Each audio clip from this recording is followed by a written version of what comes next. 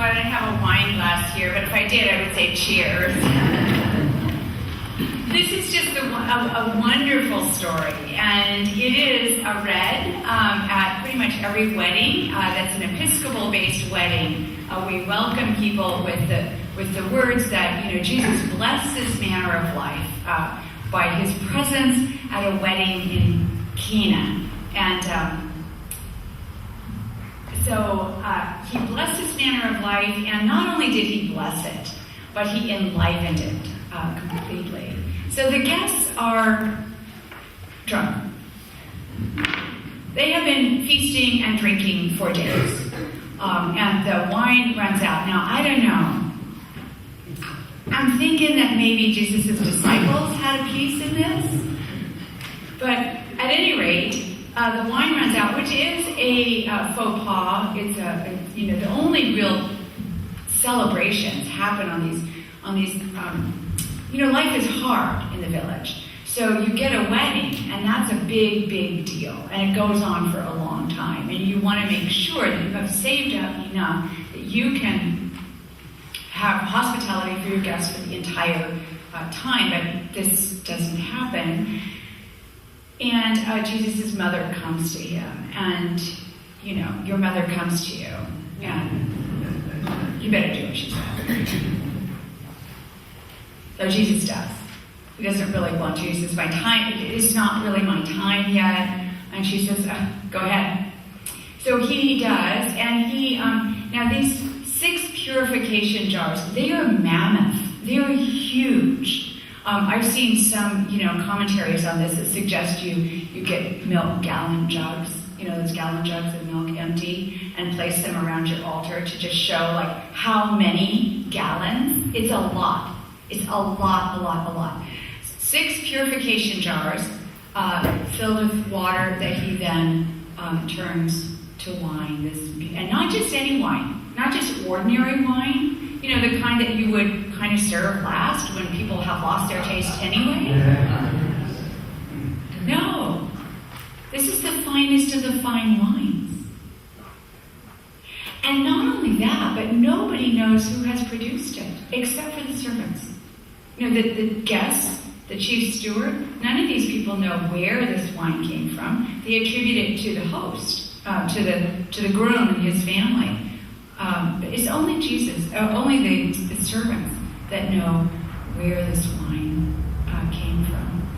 And that is so like our Lord. It's just like our Lord. It's throughout the scriptures. It's always the people on the edges. When Jesus is born, who knows about it? Nobody, except for the shepherds out in the fields. When the Magi come and bearing their gifts from afar, and this is the event of Epiphany, when the light of the nations is shown out, Jesus is shown to be the light of the world. The only people that really know that get that Epiphany, are Mary and Joseph and these foreigners.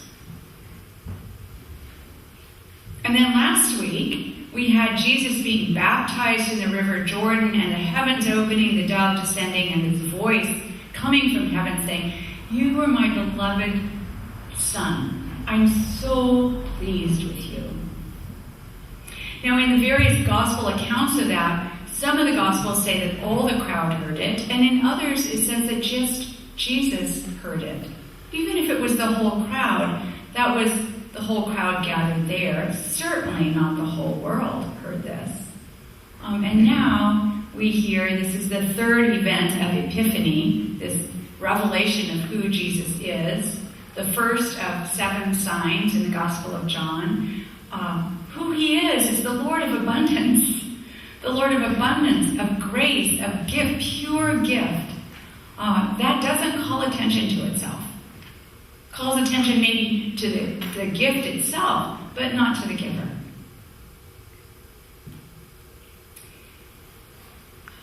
This is like God.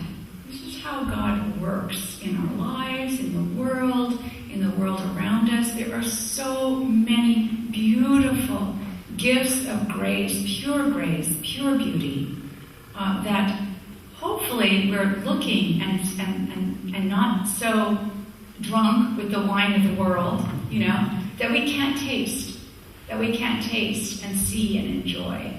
And hopefully we can remember then to turn and give thanks to the giver. Remember the story of the lepers, the 10 lepers? Jesus meets them on the road, and he heals all of them. And they all run off. They're healed. They're better. Their life is going to move on. Only one of them turns back and says, thank you.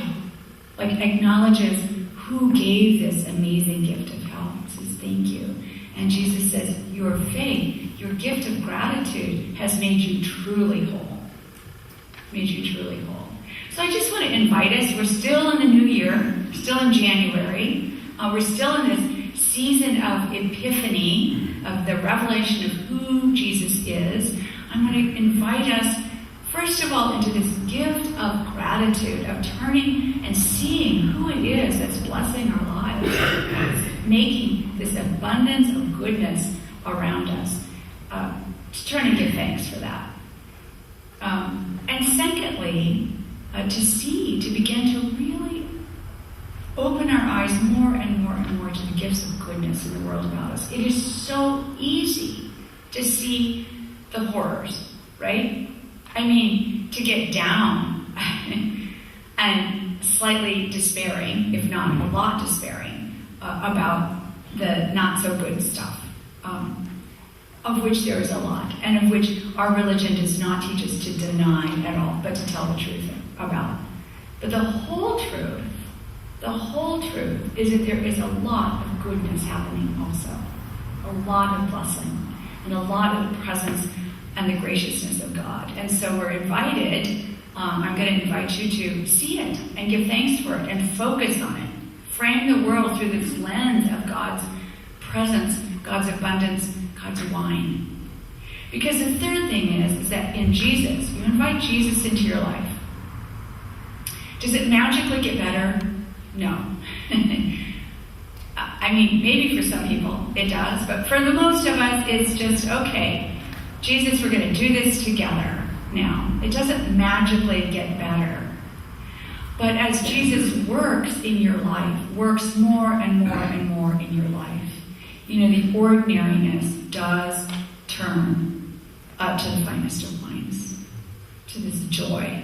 Now, there's a group of us studying the Book of Joy, the Dalai Lama and Archbishop Desmond Tutu, and those folks, they do not deny the challenges in the world. Both of them have gone through a tremendous amount of suffering and grief and hardship, which has not ended. South Africa still has many troubles. Tibet is still not free.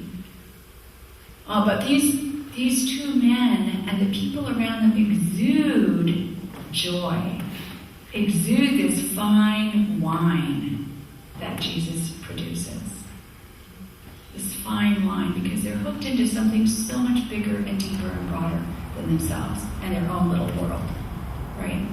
So when we ground ourselves deeply into the life of God, that joy can bubble up in us also, that fine wine. Jesus, of course, is the finest wine of humanity ever, the revelation of God in our midst. And so we are fortunate and blessed, abundantly blessed, to be called his followers, having him produce in us this beautiful gratitude, this beautiful sight of goodness, and this beautiful wine of joy.